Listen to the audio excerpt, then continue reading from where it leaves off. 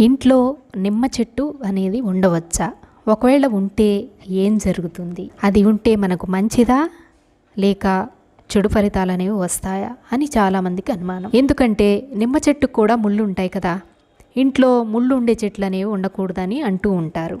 అందువల్ల చాలామందికి ఇది సందేహంగా ఉంటుంది. కానీ అందరం ఒక విషయం అనేది గుర్తుపెట్టుకోవాలండి.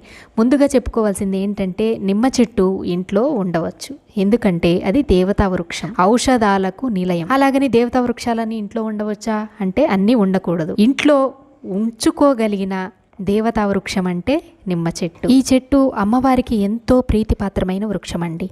మామూలుగా కాక్టస్ లాంటి ముళ్ళ మొక్కలైతే ఇంట్లో ఉంటే నెగిటివ్ ఎనర్జీ అనేది పెరుగుతుంది.